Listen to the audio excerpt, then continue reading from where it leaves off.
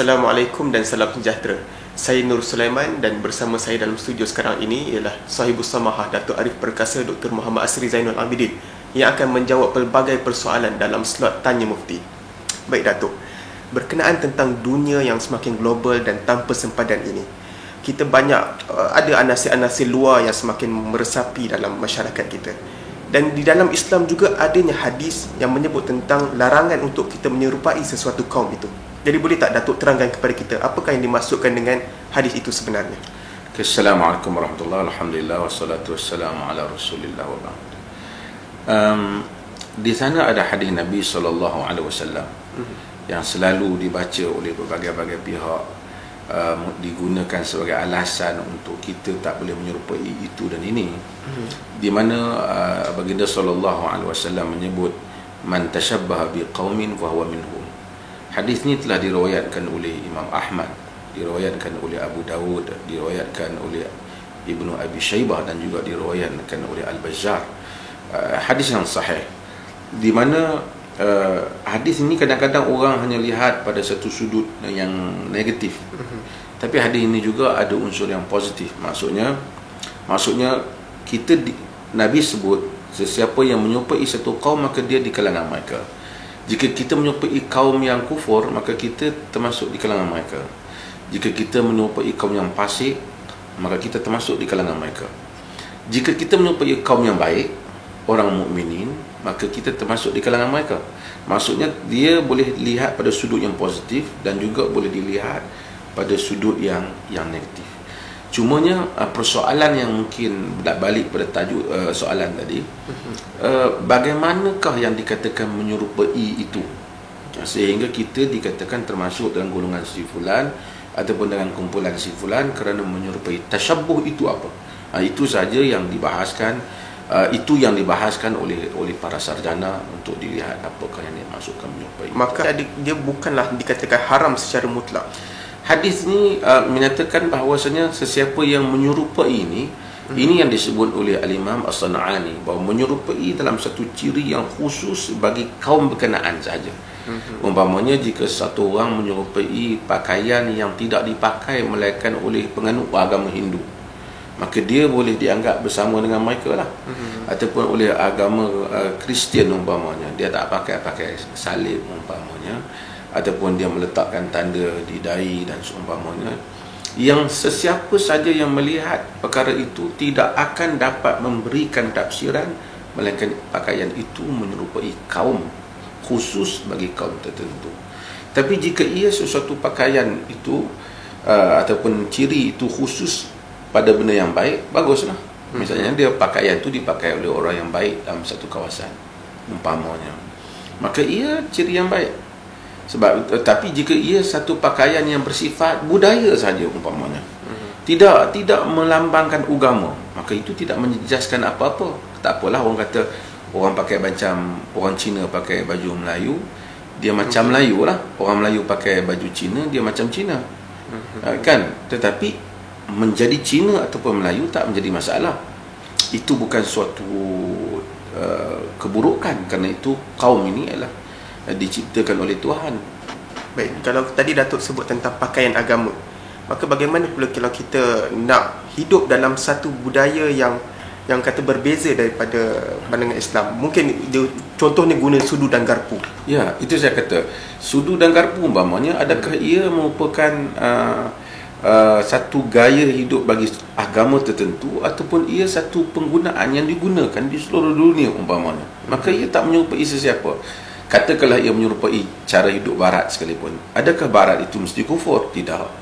Sebab itu dalam riwayat yang diriwayatkan oleh Ashabus Sunan disebut, inna Nabiya SAW labisa jubbatan rumiyatan, dalam riwayat labisa jubbatan syamiyatan dayyaqatul kummain. Nabi SAW pakai jubah Rom. Rom ni masa tu bangsa Syam lah. Dalam sebagian riwayat dia memakai jubah Syam yang mana sempit tangannya. Maksudnya padahal Rom itu dikenali sebagai Kristian dan seumpamanya, tapi itu pakaian yang tidak mewakili agama. jubah Rom namanya, jubah orang Syam, walaupun majoriti penduduk Syam pada zaman Nabi masih beragama Kristian, tapi ia bukan pakaian orang Kristian, tapi ia pakaian penduduk. Maka kalau orang Islam pakai pakaian baju chongsam ke, ataupun dia pakai coat dan tie pun, itu tidak mewakili mana-mana agama. Ia hanya mewakili budaya sesuatu kaum yang tidak semestinya menunjukkan satu ciri yang buruk. Sebab itu Ibnu Taimiyah rahimahullah menyebut tentang pakaian Nabi, apa yang menjadi sunnah pada pakaian Nabi. Nabi SAW itu dia pakai gamis, kan? Pakai macam jubah. Baginda juga pakai izar, kain. Baginda juga katanya pakai dalam dia pakai rida. Baginda pakai macam jubah yang biasa orang Arab pakai. Baginda juga pakai dia panggil kain bulu, kapas. Baginda juga pakai farajiah, iaitu baju yang besar tangannya. Kan baginda juga pakai pakaian yang datang daripada Yaman. Jadi dan negeri-negeri yang lain, pakaian Qibti juga ada riwayat baginda pakai. Maka kata Syekhul Islam Ibnu Taimiyah rahimahullah, maka yang menjadi sunnah dalam pakaian itu ialah seseorang memakai apa yang ada di tempatnya, yang mudah baginya lah. Orang di tempat sejuk dia pakai baju cara orang sejuk lah. Orang yang nelayan pakai cara orang nelayan lah. Kalaulah ramai pun nelayan bukan Islam, tidak berarti jika dia pakai baju nelayan maka dia telah menjadi tidak Islam. Tetapi jika dia memakai satu pakaian yang khusus agama, salib umpamanya, ataupun dia memakai tanda berhala umpamanya, ini boleh membawa kepada jadi macam mereka. Jadi itu ada dua pendapat kalangan ulama. Sama ada dia jadi dengan maksud dia berdosa haram, atau kemungkinan juga dia menjadi kufur.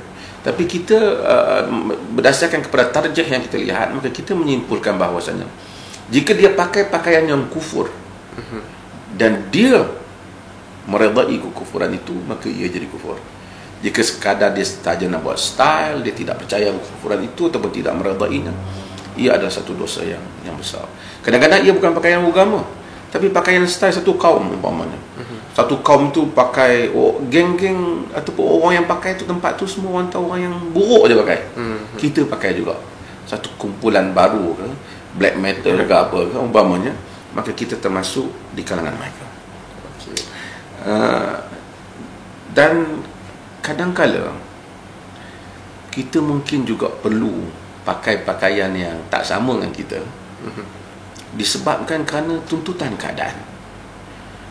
Syekhul Islam Ibn Taimiyah rahimahullah sekali lagi menyebut, dia suka kalau orang yang berada di negeri yang bukan Islam itu pakai pakaian yang tak jauh daripada penduduk negeri itu, supaya nak mengelakkan fitnah berlaku kepada agama umpamanya.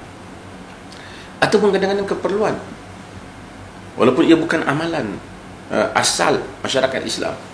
Sebab itu dalam hadis yang diriwayatkan oleh Anas dalam Sahih Al-Bukhari, Nabi SAW bila diberitahu surat, baginda nak tulis surat kepada pembesar Rom dan Parsi, innahum la yaqra'una kitaban illa an yakuna makhtuman. Mereka tak akan membaca surat melainkan surat itu dicop. Dan Nabi SAW fattakhidha khatiman min fiddah, kata Anas. Maka Nabi SAW mengambil cop, cincin baginda ni dibuat cop, kan? Min fiddah. Kemudian ka'anni anzur ila bayadhihi fi yadihi sallallahu alaihi wasallam, kata Anas, seakan-akan aku masih dapat melihat kepada putihnya cop itu yang berada di tangan Nabi sallallahu alaihi wasallam. Naqasha fihi Muhammad Rasulullah, ditulis padanya Muhammad Rasulullah. Maksudnya Nabi asalnya tak pakai. Yang pakai cop ni Rom, Parsi. Tapi kalau itulah protokol yang digunakan, dan protokol itu sesuatu yang baik, yang boleh dimanfaatkan, dan mereka tak baca surat melainkan surat dicop, baginda Nabi SAW menggunakannya. Baginda tak kata siapa man tashabbaha biqaumin fa huwa minhum, siapa yang menyerupai satu kaum maka dia di kalangan mereka. Baginda tak kata yang itulah, kerana itu bukan penyerupaan agama. Itu soal protokol, soal prosedur yang boleh memberi manfaat yang diikuti oleh satu kaum. Maka kita pun jika ada pakaian ataupun cara-cara tertentu yang menyerupai kaum bukan agama, yang tidak merupakan pelamangan yang buruk dan jahat, boleh diikuti. Tapi ia jika pelamangan yang kufur, maka ia tak boleh diikuti. Baik, terima kasih Datuk di atas penerangan yang sangat jelas, yang saya rasa kita semua pun boleh faham tentang apakah yang dimaksudkan oleh Nabi SAW di sebalik yang dikatakan barang siapa yang merupai sesuatu kaum itu, maka dia termasuk di kalangan kaum tersebut. Maka sekadar itu dahulu pada kali ini. InsyaAllah kita akan bertemu di episod yang akan datang. Sekian, terima kasih.